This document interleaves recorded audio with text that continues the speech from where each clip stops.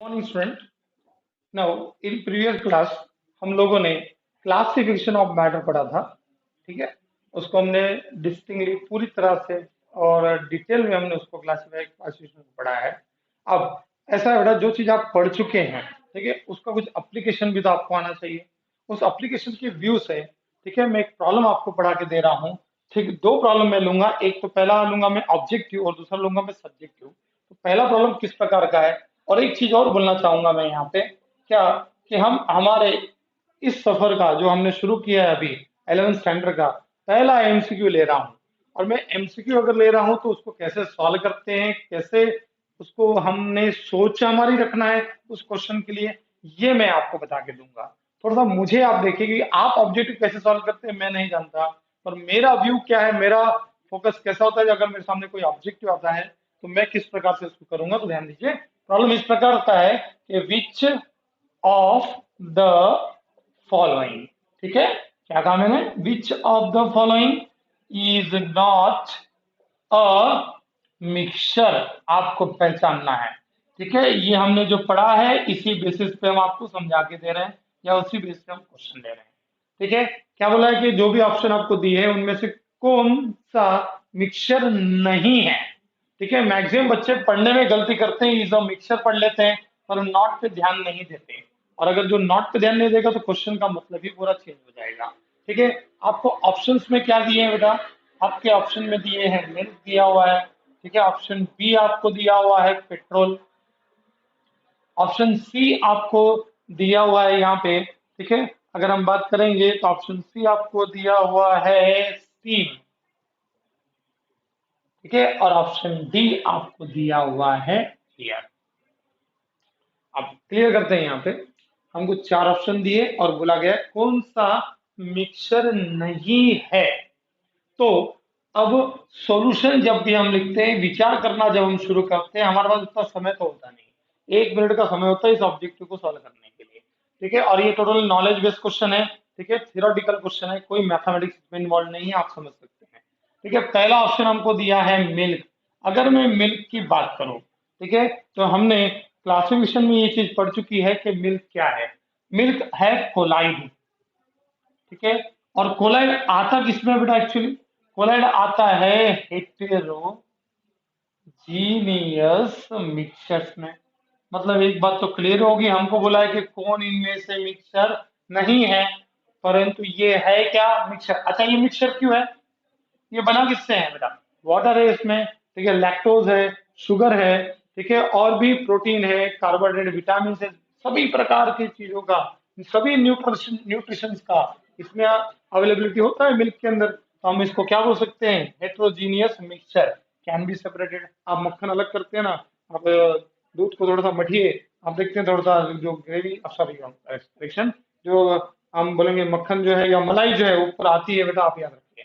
ठीक है, आप पानी यानी मिल्क को गर्म करते हैं, मलाई जमती है कि नहीं, एक प्रकार की।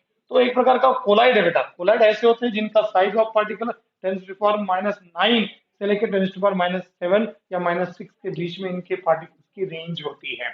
ठीक है, परंतु सिंपली भाषा में मिल्क क्या है, हेट्रोजीनियस मिक्सचर। दूसरा अगर ऑप्शन हम लेंगे यहाँ पे, तो दूसरा ऑप्शन कौन सा बेटा, पेट्रोल। तो पेट्रोल है क्या, तो पेट्रोल एक प्रकार का हाइड्रोकार्बन है। ठीक है, जिसमें कार्बन 6 से लेके कार्बन 8 के बीच में इनकी चेन होती है हाइड्रोकार्बन की। मतलब ये अल्केन्स होते हैं सबसे पहली बात तो। ठीक है, ये अल्केन्स है जिनमें 6 कार्बन मतलब हेक्सेन, 7 कार्बन मतलब हेप्टेन, 8 मतलब ऑक्टेन। इन 3 कार्बन चेन का मिक्सचर, और वो भी कैसा मिक्सचर बेटा, वो भी कैसा मिक्सचर, वो भी होमोजीनियस।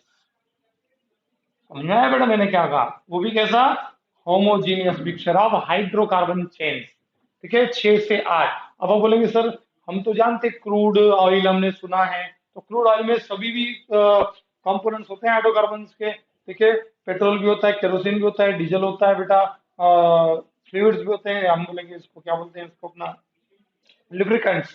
ठीक है, साथ में वैक्स भी उसमें अवेलेबल होता है। तो हर एक के लिए अलग अलग कॉम्बिनेशन मैं समझा देता हूँ आपको। पेट्रोल क्या है बेटा, 6 से 8 कार्बन के चेन का या हाइड्रोकार्बन चेन का मिक्सचर है।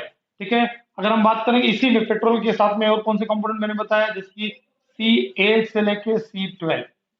या C9 से लेके C12 भी हो सकते हैं। ठीक है, 8 से लेके 12 में जाएंगे मतलब ऑक्टेन, नोनेन, डेकेन, यूनिडेकेन और डोडेकेन। ठीक है, डोडेकेन यानी 12 के लिए इस्तेमाल कर रहे हैं, यूनिडेकेन 11 के लिए, दो डेकेन 10 के लिए, नोनेन 9 के लिए और ऑक्टेन 8 के लिए। मतलब 8 कार्बनिक चेन, 9 की, 10 की, 11 की और 12 की, इनका मिक्सचर कहलाता है केरो। ठीक है, इससे और ज्यादा कौन बेटा, डीजल। तो डीजल होता है C12 से लेके C16 के बीच में कार्बन की चेन होती है। ठीक है, यानी 12 कार्बन की भी हो सकती है, 13, 14, 15, 16 ऐसे कार्बन की, डिफरेंट कार्बन की चेन, इसको बोलते हैं डीजल। ठीक है, डीजल। तो ये बात समझ के चलिए, ये सभी क्या है, इस ऑल आर होमोजीनियस मिक्सचर। हमको क्वेश्चन में पूछा which one of the following is not a mixture. ठीक है, तो पेट्रोल भी एक होमोजीनियस मिक्सचर है। बात करेंगे सी ऑप्शन की, तो सी ऑप्शन क्या है बेटा, स्टीम। ठीक है, इसको बाद में बताऊंगा, पहले मैं क्या लूंगा, डी ऑप्शन। तो डी ऑप्शन क्या है, air. Air is a combination of two और मोर गैस, टू और मोर गैसेस का होमोजीनियस मिक्सचर है। हमारा एटमॉस्फेयर का अगर हम देखते हैं तो हमारे एटमॉस्फेयर में O2 है, N2 है और अदर गैसेस है। समझ में आ गया बेटा, तो इनका सभी का मिक्सचर मतलब क्या, यस, एयर। तो ये भी एक प्रकार का क्या है, होमोजीनियस मिक्सचर है। अब मुद्दा देखिए, आप बोलेंगे सर आपने पहला बताया, दूसरा भी समझा दिया, चौथा बता दिया, तीसरा नहीं बताया, मतलब आंसर तो वही है और वो भी आप जानते हैं आंसर वही है, पर सोचने का तरीका ये है कि अगर मुझे 4 ऑप्शन दिए हुए हैं तो 3 गलत क्यों है। ठीक है, 3 गलत क्यों है, या ऐसा क्या है कि वो आंसर नहीं है, वो फाइंड आउट करने को ही हम बोल रहे हैं, वही फाइंड आउट करने को का तरीका होता है बेटा। क्योंकि आप अगर इन 3 को गलत बता पाएंगे तो चौथा ऑब्वियसली सही होगा। खैर, ये जो मेथड है थोड़ा दूर से जाके पास आने की बात होगी। ठीक है, पास में रह के भी हम दूर जाके बात कर रहे हैं, कारण क्या है, इनको हम दूर दूर समझ, इसको इसको एक्सप्लेन करके बाद में इस पे आ रहे हैं, तो थोड़ा लेबरियस वर्क है, और यही मेहनत वाला वर्क जो है आपकी कॉन्सेप्ट को क्लियर करेगा। सो बचा कौन बेटा, चौथा, स्टीम। अब स्टीम क्या है, तो स्टीम होता है हाई प्रेशर, ठीक है, वाटर बर्स्ट। क्या बोलूंगा, water in gases state but at high pressure. तो अभी वाटर, वाटर एक प्रकार से है क्या बेटा, वाटर है कंपाउंड। ठीक है, वाटर मिक्सचर नहीं है, वाटर है कंपाउंड, मैं बोल सकता हूं प्योर कंपाउंड। ठीक है ना, सो क्यों कंपाउंड है, मेड अप ऑफ 2 और मोर डिफरेंट एलिमेंट्स। समझ में आया ना, तो ये बात क्लियर होगी, 2 हाइड्रोजन एक ऑक्सीजन से बना हुआ है। दूसरी बात, ये इसी कंपाउंड के सिवा इसी सब्सटेंस के दूसरा कोई सब्सटेंस के साथ नहीं है इन स्टेट, इसलिए हमारा आंसर क्या होगा बेटा, सेम। तो बात यहाँ क्लियर होगी, मैंने क्या कहा, which of the following is not a mixture. पढ़ने का तरीका समझ में आया कैसे किया मैंने, 4 ऑप्शन आपको दिए हैं यहाँ पे बेटा, ये 4 ऑप्शन में 3 गलत है और एक सही है, तो 3 गलत क्यों, पहले वो एक्सप्लेन करना आपको आना चाहिए, यानी आपका मुद्दा एकदम क्रिस्टल क्लियर हो जाएगा। ये भी, हाँ ये मिक्सचर है, ये मिक्सचर है, ये वाला मिक्सचर, पर ये एक कंपाउंड है, क्योंकि मेरे पास only one kind of substance, एक ही काइंड ऑफ सब्सटेंस से बना हुआ है। मिक्सचर 2 या 2 से ज्यादा सब्सटेंसेस के कॉम्बिनेशन से बनता है, ये भी 2 या 2 से ज्यादा सब्सटेंस से बना है, ये भी, और मिल्क भी 2 या 2 से ज्यादा सब्सटेंस से बना है, पर ये एकमात्र pure compound that is water से बना हुआ है। इसीलिए हम क्या बोलेंगे बेटा, ये क्या है, ये मिक्सचर नहीं है, ये कंपाउंड है। क्या मुद्दा क्लियर हो गया, मैंने क्या कहा। ठीक है, अभी हम दूसरा प्रॉब्लम लेते हैं, दूसरे प्रॉब्लम के थ्रू हम थ्योरेटिकल चलेंगे। ठीक है, now see the second problem. ठीक है, इसके पहले हमने एक ऑब्जेक्टिव प्रॉब्लम लिया था, अब हम थोड़ा थ्योरेटिकल प्रॉब्लम ले रहे हैं। ठीक है, classify the following into elements, compounds and mixtures. अब इसमें देखिए मैंने आपको 10 प्रकार के, ठीक है, कंपाउंड्स दिए, कंपोनेंट्स दिए हुए हैं, इन कंपोनेंट्स को हमको क्लासिफाई करना है किसमें बेटा, यस प्लीज, एलिमेंट, कंपाउंड और मिक्सचर्स में। तो सबसे पहला कौन सा दिया हुआ है, चेक कीजिए वहां पे, diamond. What is diamond, it is a pure form of carbon. ठीक है, आप 10th स्टैंडर्ड में पढ़ भी चुके हैं, ये प्योर फॉर्म ऑफ कार्बन है। प्योर फॉर्म ऑफ कार्बन मतलब प्योर फॉर्म ऑफ क्या है, एलिमेंट है। तो एग्जिस्ट कैसे करता है बेटा, C4 मॉलिक्यूल के इसमें। ठीक है, C4 है मतलब ये मॉलिक्यूल तो है, पर किसका मॉलिक्यूल है, मॉलिक्यूल ऑफ एलिमेंट। तो ये क्लासिफिकेशन किस में जाएगा, एलिमेंट्स में। ठीक है, क्वेश्चन बेटा अगर दिक्कत है तो देखिए, ध्यान दीजिए फिर से, व्हाट इज डायमंड, डायमंड होता है C4 मॉलिक्यूल से बना होता है, 4 कार्बन एटम एक दूसरे से अटैच होते हैं बाय सिंगल कोवालेंट बॉन्ड। ठीक है, वो भी टेट्राहेड्रली। सो अगर हम बात करेंगे डायमंड की, मैं बात कर रहा हूं तो डायमंड क्या है, एलिमेंट्स में आएगा। ठीक है, steel, what is steel? Steel is a alloy. Alloy मतलब दो या दो से ज्यादा, ठीक है, मेटल जब हम मिक्स करते हैं, या मेटल और नॉन मेटल हम मिक्स करते हैं, या दो या दो से ज्यादा नॉन मेटल्स हम मिक्स करते हैं, तो अलॉय तैयार होते हैं। जरूर नहीं है कि अलॉय सिर्फ मेटल के हो। आप समझ रहे हैं मैं क्या बोल रहा हूँ बेटा? अलाय मतलब दो या दो से ज्यादा प्योर एलिमेंट्स के कॉम्बिनेशन से तैयार होना। मतलब एक प्रकार का ये क्या है, इज अ मिक्सचर। ठीक है, ये क्या है बेटा, एलिमेंट्स। बात एकदम क्लियर हो गई। देन सेकंड चीज है मार्बल। अब सॉरी, थर्ड है मार्बल। मार्बल यानी होता है calcium carbonate. What is marble? It is a calcium carbonate. ठीक है, तो ये एक प्रकार का क्या है, कंपाउंड है। तो क्लास डिवीजन एकदम क्लियर होना चाहिए। अच्छा, मैं इसको कंपाउंड क्यों बोल रहा हूँ? देखिए, कैल्शियम कार्बोनेट को मैं कंपाउंड बोल रहा हूँ because it is made up of two और मोर एलिमेंट्स के कॉम्बिनेशन से तैयार हुआ है। दो या दो से ज्यादा प्योर एलिमेंट्स के कॉम्बिनेशन से जो विच मैटर तैयार होता है, that is called as a substance, और what you can say compound. ठीक है, तो दो या दो से ज्यादा डिफरेंट कॉम्बिनेशन ऑफ एलिमेंट्स से तैयार हुआ है। ठीक है, यह है आपका कंपाउंड। नहीं, अगर हम बात करेंगे स्मोक की, व्हाट इज स्मोक? स्मोक मतलब कैसा? यस, एयर मतलब गैस, और उसके अंदर डस्ट पार्टिकल होंगे, व्हाइट वाले, क्लाउड वाले। या स्मोक मतलब क्या, डस्ट पार्टिकल प्लस एयर ना, तो that means it is also mixture. पर ये कौन सा मिक्सचर बेटा? इसको स्पेसिफिकली अगर हम करेंगे तो नाम देंगे हेटेरोजीनियस। Yes means mixture. पर हमको क्लासिफिकेशन क्या बोला, एलिमेंट, कंपाउंड या मिक्सचर। पर मैं और आपको क्लासिफाई करके बता रहा हूँ कि ये एक हेटेरोजीनियस मिक्सचर है, और स्टील एक प्रकार का होमोजीनियस मिक्सचर है। ठीक है, देन मार्बल ये प्योर कंपाउंड है। कॉइन की बात करेंगे, कॉइन मतलब एक प्रकार से अलॉय हो गया, दो या दो से ज्यादा मेटल के कॉम्बिनेशन से होमोजीनियस मिक्सचर। ठीक है, तो यहाँ पे आएगा होमोजीनियस मिक्सचर ऑफ टू और मोर मेटल्स। ठीक है, समझ में आ रहा है? देन नेक्स्ट बात करेंगे लाफिंग गैस। अब इसका नाम सुना तो होगा, लाफिंग गैस। ठीक है, जो हिस्टेरिकल लाफिंग आपको प्रोड्यूस करता है। अगर समझो इस रूम के अंदर जहां मैं रिकॉर्डिंग कर रहा हूँ, ठीक है, एक पाइप भी अगर लीक हो गया है लाफिंग गैस का, what is the formula of laughing gas बेटा? ठीक है, तो मैं आप समझो, अगर लीक हो गया तो मैं पढ़ाऊंगा नहीं, मैं हंसते हंसते खुद ही अपनी बातों पे हंसूंगा, और बेवजह हंसूंगा, और आपको परेशानी होगी, सर पढ़ रहे हैं क्या हंसा रहे हैं।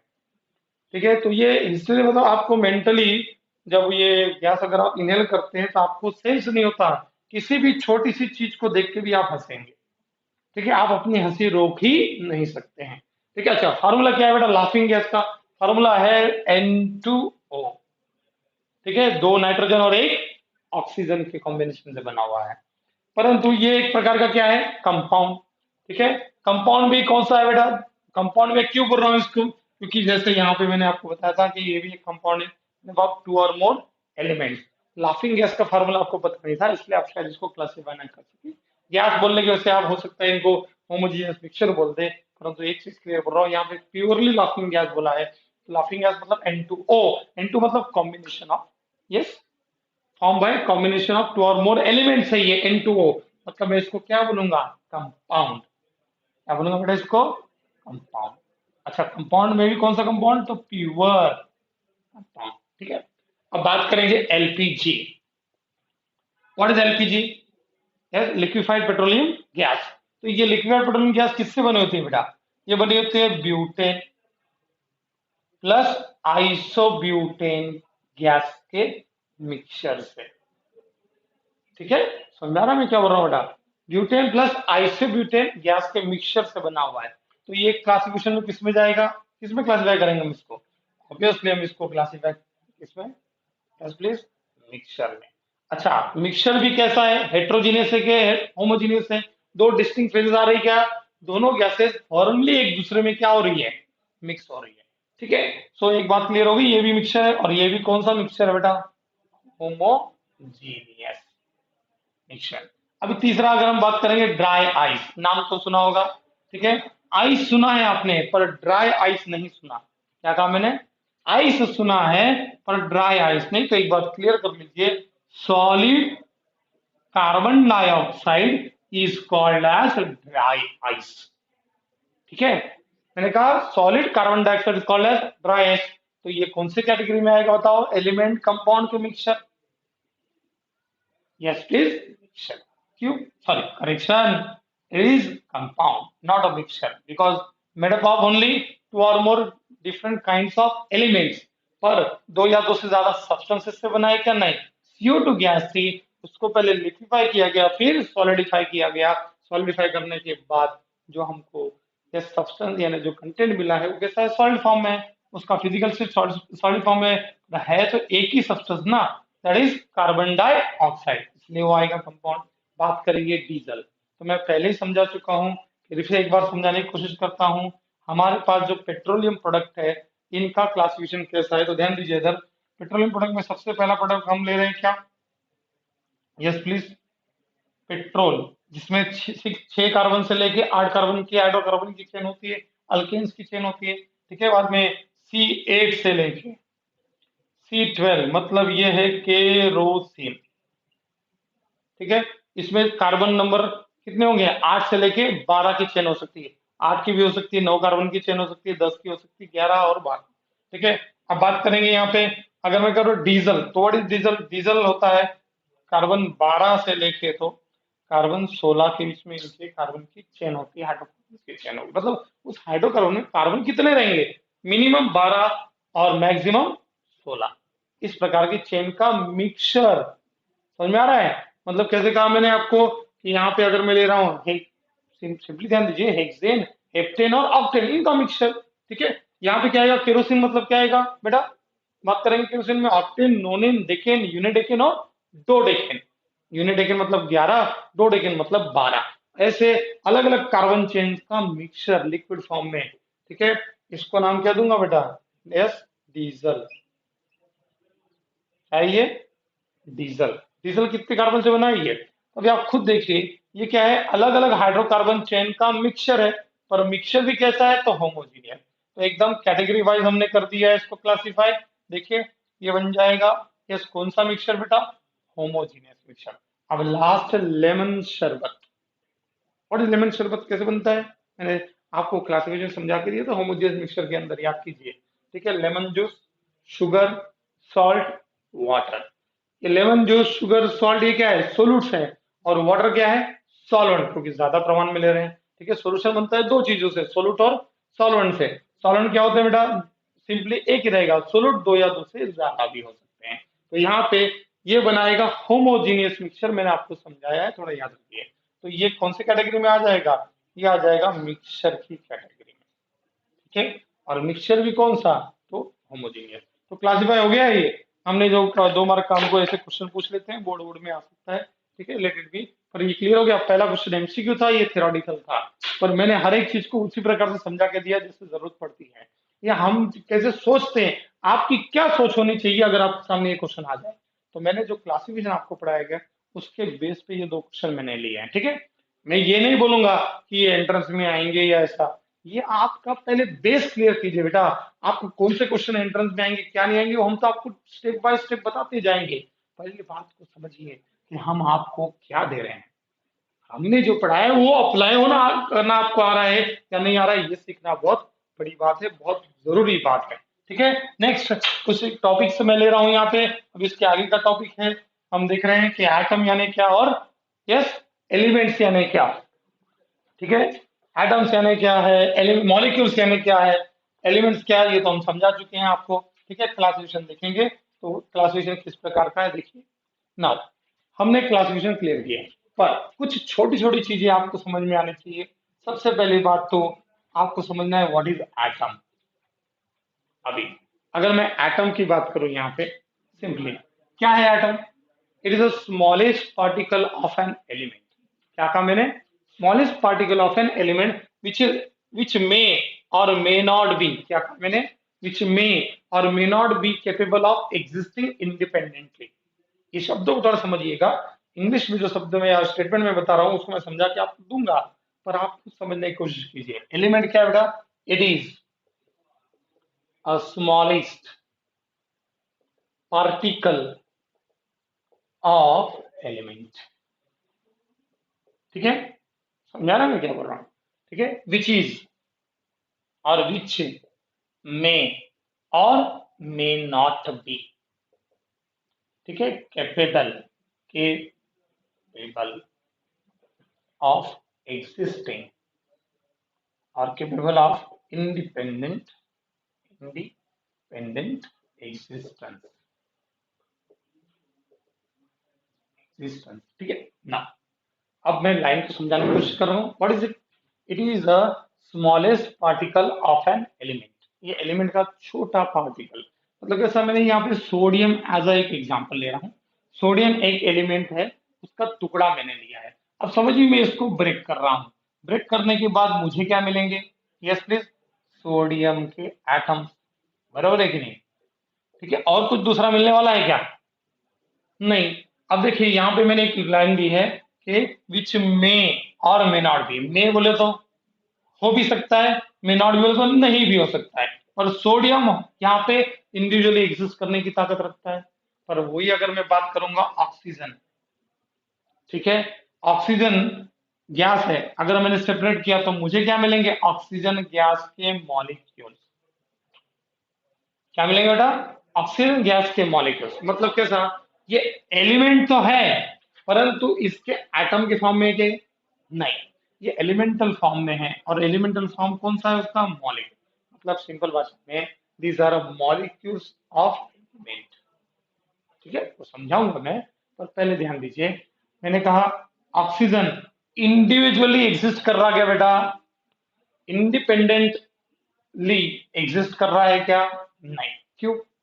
ये मॉलिक्यूलर फॉर्म में एग्जिस्ट कर रहा है और ये एलिमेंटल फॉर्म में एग्जिस्ट कर रहा है। एलिमेंटल मतलब सिंगल फॉर्म में बेटा।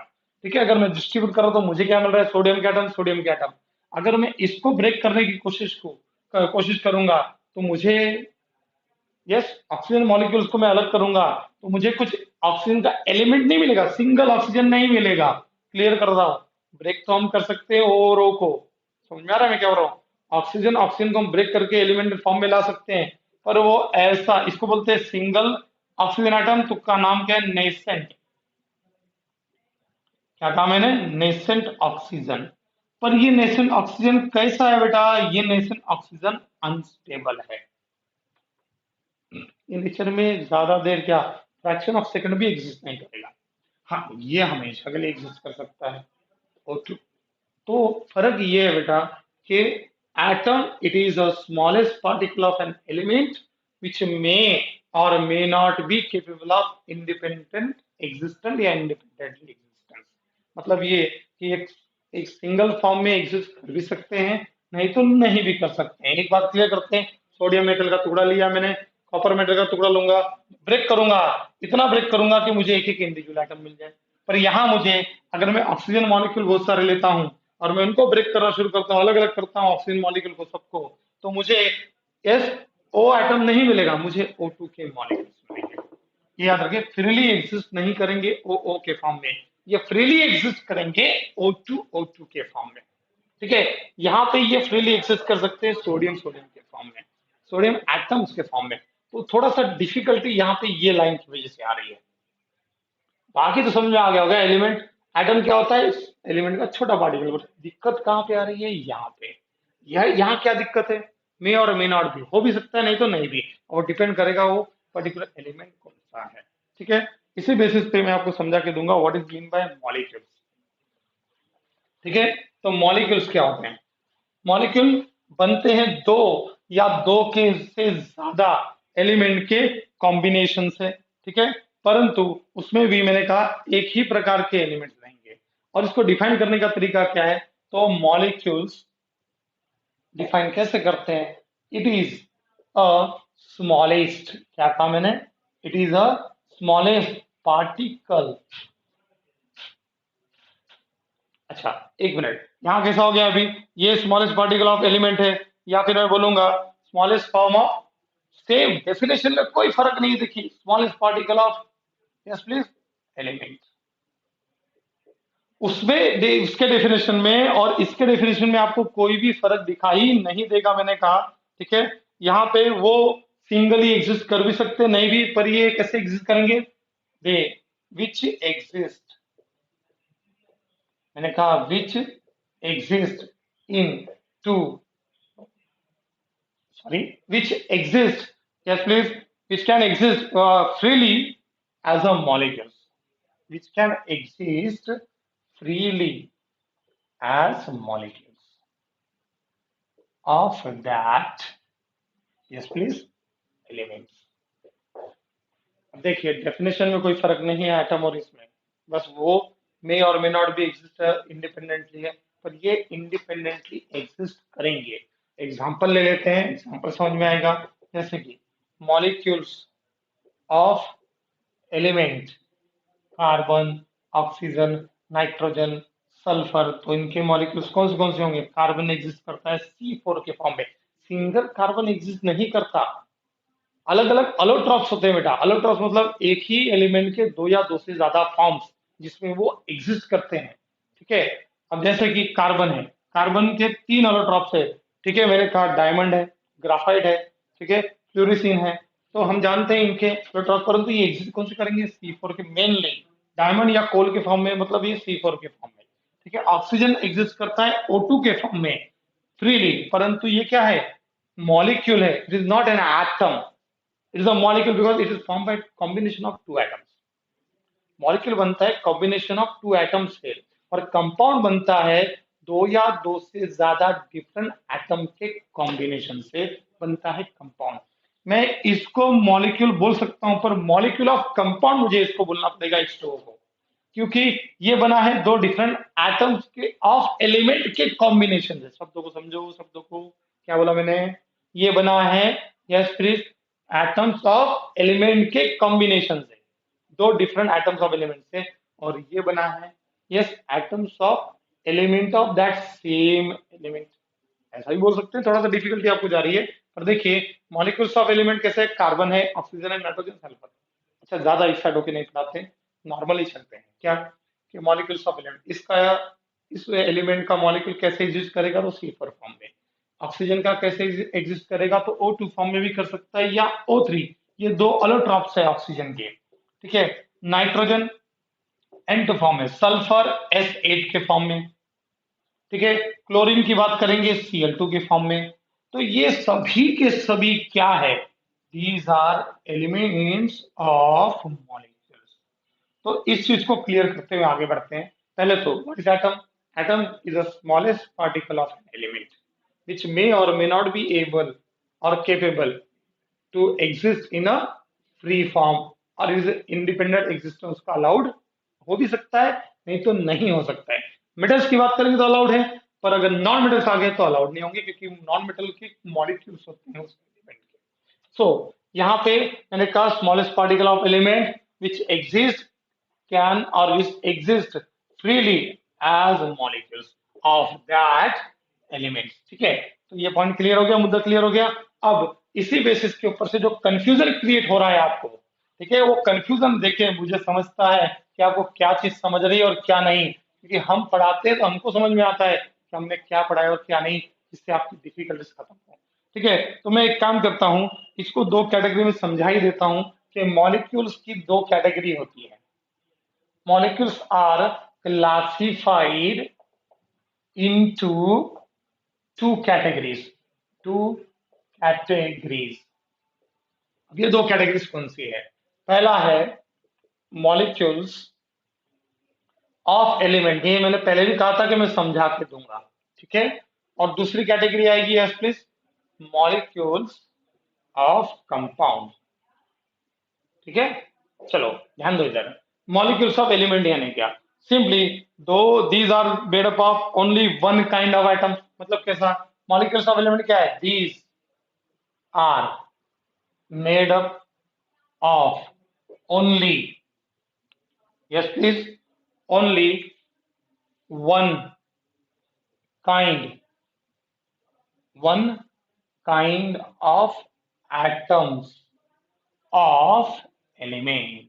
ये थोड़ा रेड में मैंने लिखा है जानबूझ के, आपको थोड़ा सा हाईलाइट करने के लिए, आपका ध्यान थोड़ा इस तरफ लाने के लिए, ठीक है। These are made up of only one kind of atoms of the elements, इसलिए they are called as molecules of element. Example O2, N2, ठीक है, ध्यान दीजिए O3, ठीक है, उसके बाद में Cl2, F2, I2 are the example. अब तुम देखिए ज्यादातर आपको डायटोमिक दिखते हैं, ये ट्राइटोमिक है। आप ले सकते हैं ना, फास्फोरस भी तो है P4, ठीक है, P4 के फॉर्म में एग्जिस्ट करता है फास्फोरस, ठीक है, कार्बन C4 बेटा, ठीक है, बाद में सल्फर S8, हम बता चुके हैं आपको ये सारे एग्जाम्पल। तो ये कहलाते हैं मॉलिक्यूल्स ऑफ एलिमेंट, क्योंकि ये नेचर में इसी फॉर्म में एग्जिस्ट करते हैं। इनके नेसेंट फॉर्म स्टेबल नहीं है, मैंने कहा nascent form is not stable. आइए आपको स्टार करके रखना पड़ेगा, समझा मैंने क्या कहा।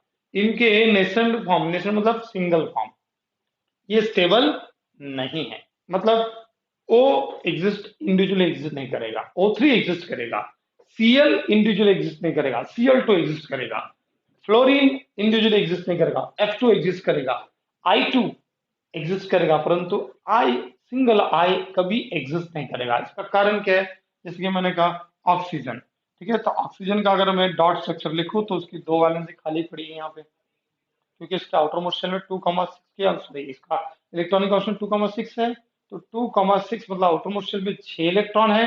और वो 6 इलेक्ट्रॉन कैसे दिखाए मैंने, देखो यहाँ पे, मतलब वो इसका रिप्रेजेंट जो है, इसको बोलते हैं लुईस डॉट रिप्रेजेंटेशन। इसमें दो वैलेंसी क्लियर कट आपको दिखाई दे रही है, ठीक है। तो ये इनकी वैलेंसी ही सेटिस्फाइड नहीं है, तो ये एग्जिस्ट कैसे करेंगे। पर जब मैं O2 की बात कर रहा हूं, तो O2 कैसे बनता है, तो देखिए दूसरा ऑक्सीजन आइटम, उसके भी ये दो इलेक्ट्रॉन।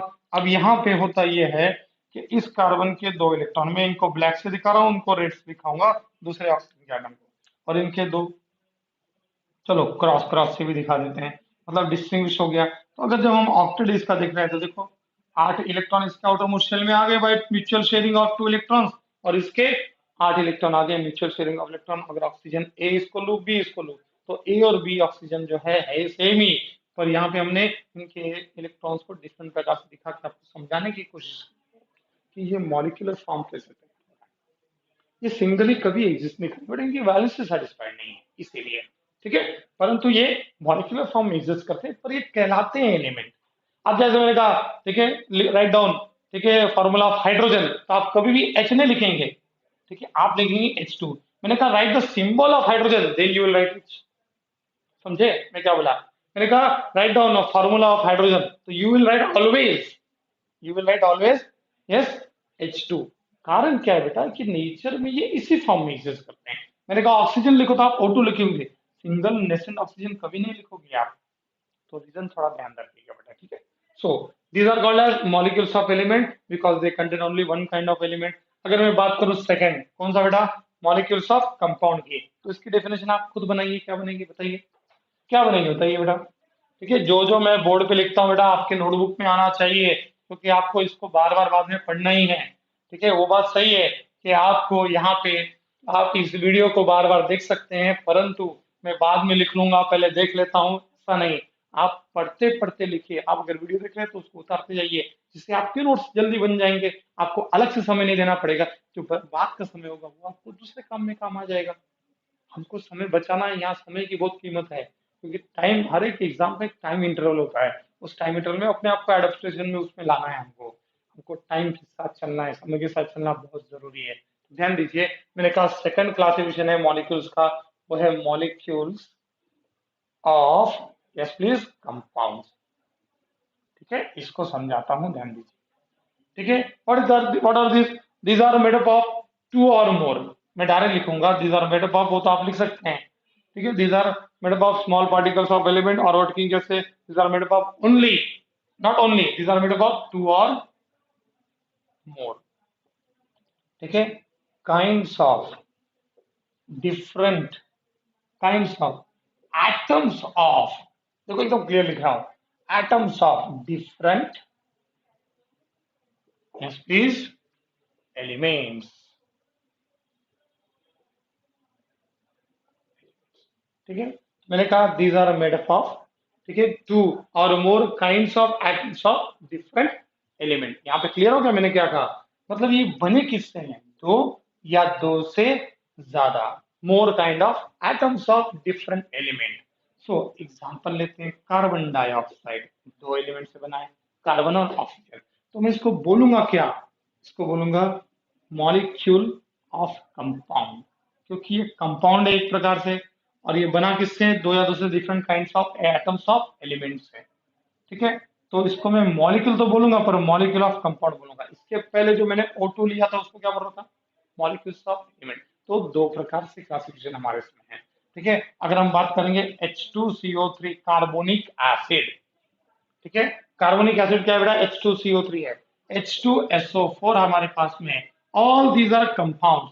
तो कंपाउंड के जो छोटे पार्टिकल होते हैं उनको कहा जाता है मॉलिक्यूल्स ऑफ कंपाउंड। ठीक है, एलिमेंट के जो छोटे पार्टिकल होते हैं उनको कहा जाता है एटम्स।